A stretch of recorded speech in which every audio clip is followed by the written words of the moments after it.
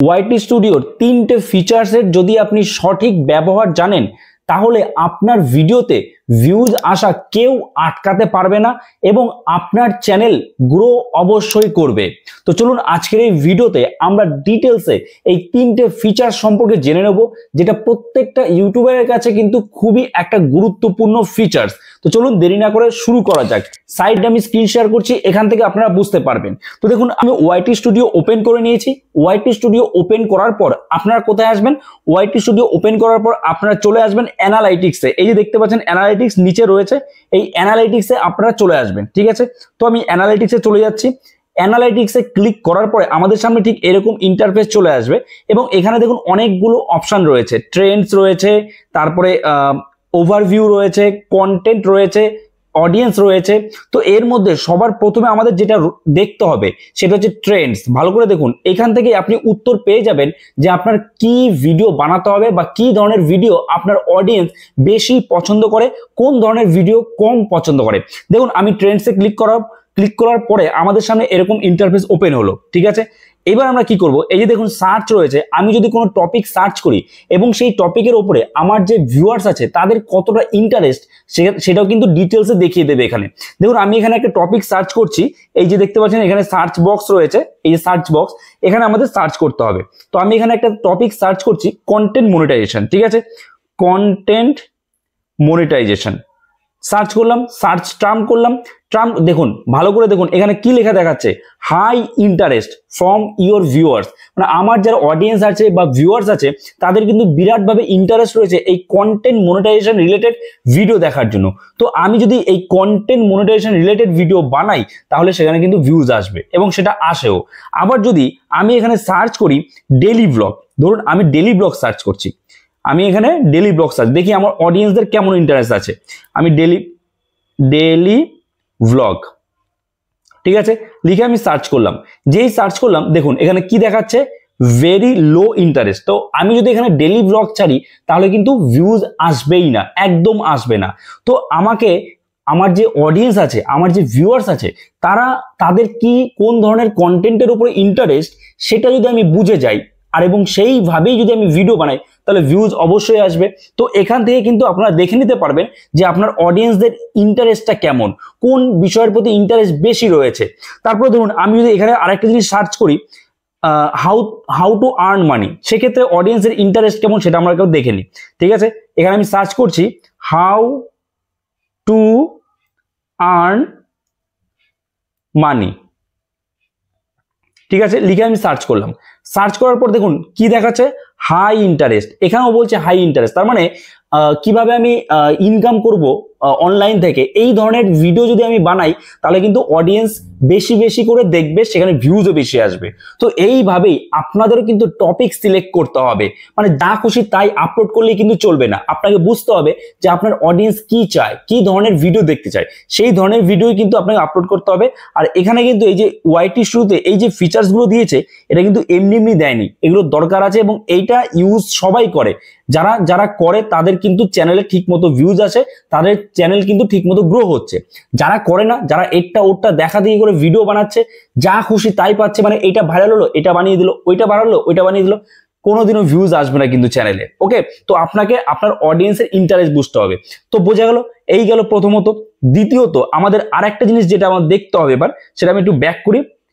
এরপরে কি রয়েছে, এরপরে রয়েছে কন্টেন্ট এবং তারপরে রয়েছে অডিয়েন্স। ওকে, তো এবার আমরা এই কন্টেন্টটা একবার দেখে নিই যে কন্টেন্টে আমাদের কি দেখতে হবে। তো আমি কন্টেন্টে ক্লিক করি।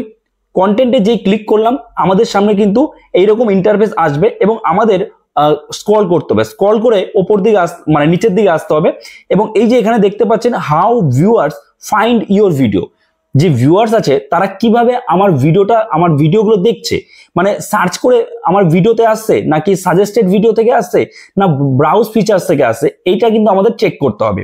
তাহলে আমরা বুঝতে পারবো আমাদের ট্যাগ ঠিকঠাক দেওয়া হয়েছে নাকি, টাইটেল ডেসক্রিপশন ঠিক মতো লেখা হয়েছে কিনা, কিংবা থাম্বনেল ঠিক মতো দেওয়া হয়েছে কিনা। কারণ যদি আমার থাম্বনেল ভালো থাকে তাহলে ব্রাউজ ফিচারে যখনই ভিডিও যাবে সেখান থেকে মানুষ ক্লিক করে দেখবে। যদি আমার ট্যাগ বা টাইটেল ঠিক মতো দেওয়া থাকে, ডেসক্রিপশন ঠিক মতো লেখা থাকে, তাহলে কিন্তু সেটা ইউটিউব সার্চে আসবে বেশি করে।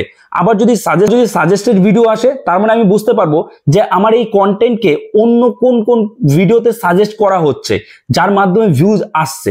ঠিক আছে, এই তিনটে বিষয় কিন্তু খুবই গুরুত্বপূর্ণ। আপনাদের দেখতে হবে এই তিনটে জিনিস ঠিক মতো আছে কিনা, যে আপনার ভিডিওতে যে ভিউজটা আসছে সেটা কি ইউটিউব সার্চ থেকে, সাজেস্টেড ভিডিও থেকে এবং ব্রাউজ ফিচার্স থেকে আসছে কিনা। আরেকটা জিনিস দেখুন, এই যে ব্রাউজ ফিচার্স রয়েছে, এই ব্রাউজ ফিচার্স থেকে তখনই আপনার বেশি ভিউজ আসবে যখন আপনার থাম্বনেল ভালো হবে এবং ইউটিউব আপনার ভিডিওর বেশি বেশি করে ইমপ্রেশন দেবে।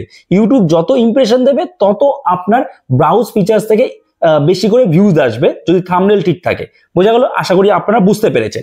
এইবার 3 নম্বর যে ফিচার্স আমাদের দেখতে হবে, তো এরপরে আমাদের কিন্তু যেতে হবে অডিয়েন্সে। এই যে দেখতে পাচ্ছেন অডিয়েন্স বলে একটা অপশন রয়েছে, এই অডিয়েন্সে আমাদের যেতে হবে।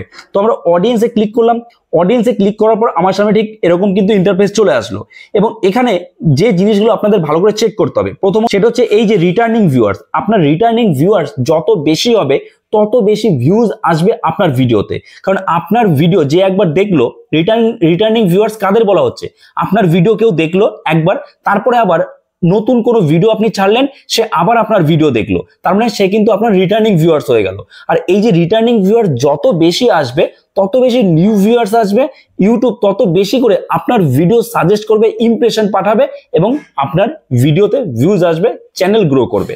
বোঝা গেল? তো চেষ্টা করবেন সেম ক্যাটাগরিতে ভিডিও দেওয়ার, নির্দিষ্ট টাইমে ভিডিও দেওয়ার। এতে কি হবে, তাহলে ওই যে রিটার্নিং ভিউয়ার্সটা তারা কিন্তু বেশি বেশি করে আসবে। ঠিক আছে, তো এই গেল একটা। তারপরে আপনারা যেটা চেক করবেন সেটা হচ্ছে আপনারা নিচে চলে আসবেন। নিচে দেখুন রয়েছে when your viewers are on YouTube. এইটা কিন্তু খুবই গুরুত্বপূর্ণ। আপনার যারা অডিয়েন্স, আপনার যারা ভিউয়ার্স কখন বেশি অনলাইন থাকে, কখন বেশি ইউটিউবে অ্যাক্টিভ থাকে, সেটা কিন্তু এখানে দেখাচ্ছে। এবার ধরুন আপনার অডিয়েন্সরা হয়তো রাত্রেবেলায় অ্যাক্টিভ থাকে, বা আপনার অডিয়েন্স সন্ধ্যা 6টা 7টার সময় অ্যাক্টিভ থাকে। আপনি ভিডিও ছাড়ছেন সেই দুপুরবেলায়, কিংবা আপনি ভিডিও ছাড়ছেন সকাল 10টা 11টার সময়, তো তখন কি তারা আপনার ভিডিও দেখবে?